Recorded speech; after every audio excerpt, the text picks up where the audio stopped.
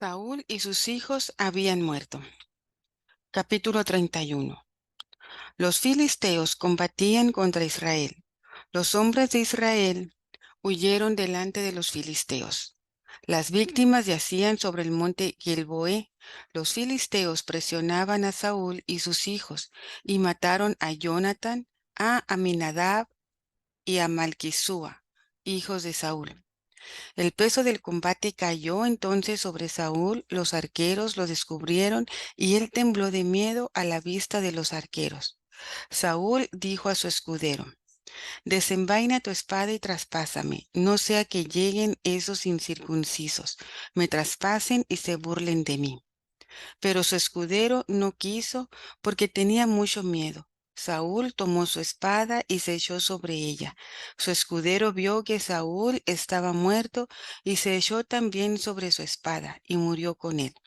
Así murieron juntos el mismo día, Saúl, sus 3 hijos, su escudero y toda su gente. Cuando los israelitas que estaban en el valle y en la otra parte del Jordán vieron la fuga de los otros israelitas y que Saúl y sus hijos habían muerto, abandonaron las ciudades y huyeron. Los filisteos llegaron y las habitaron. Al día siguiente los filisteos fueron a despojar a las víctimas. Encontraron a Saúl y a sus hijos tendidos en el monte Gilboé. Degollaron a Saúl y lo despojaron de sus armas. Luego hicieron propagar la noticia por el país de los filisteos en los templos y entre el pueblo. Colocaron las armas de Saúl en el templo de Astarte y colgaron el cadáver en la muralla de Betzán. Cuando los vecinos de Yabes de Galaad se enteraron de lo que habían hecho los filisteos con Saúl, los más valientes se pusieron en marcha, caminaron toda la noche y quitaron de la muralla de Betzán los cuerpos de Saúl y de sus hijos. Llegados a Yabes, los quemaron allí, recogieron sus huesos, los sepultaron bajo el tamarisco de Yabes y guardaron un ayuno de 7 días.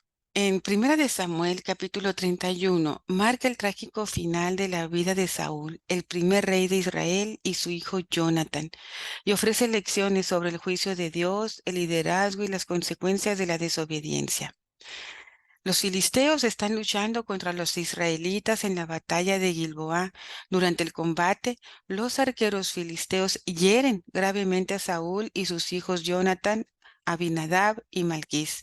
Saúl se da cuenta de que está mortalmente herido y teme caer en manos de los filisteos, por lo que le pide a su escudero que lo mate. Cuando el escudero se niega, Saúl se suicida al caer sobre su propia espada. El resultado de la batalla es una derrota aplastante para Israel y los filisteos se apoderan de los cuerpos de Saúl y sus hijos. A lo largo de su reinado, Saúl desobedeció repetidamente a Dios, lo que resultó en la pérdida del favor divino y su trágico final. La historia de Saúl es un recordatorio de las graves consecuencias de la desobediencia persistente y la rebelión contra Dios. La muerte de Saúl y su derrota en la batalla son vistos como un juicio de Dios por su desobediencia y su falta de arrepentimiento. Esto resalta la importancia de vivir de acuerdo a los mandamientos y principios de Dios. La muerte de Jonatán también es un evento trágico, ya que era un hombre justo y valiente. Su sacrificio en la batalla demuestra que las acciones de los líderes pueden tener consecuencias significativas para aquellos a quienes lideran. La historia de Saúl y Jonatán destaca la importancia del liderazgo y la responsabilidad. Saúl no estuvo a la altura de su papel como rey, mientras que Jonatán demostró ser un líder valiente y fiel. A lo largo de su historia, Saúl no demostró un arrepentimiento genuino por sus acciones.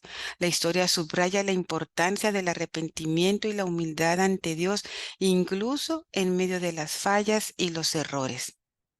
En este capítulo de Primera de Samuel 31 presenta un final trágico para Saúl y Jonatán, destacando las consecuencias de la desobediencia, el juicio de Dios y la importancia del liderazgo y la responsabilidad. También nos recuerda la necesidad de vivir con humildad y arrepentimiento delante de Dios.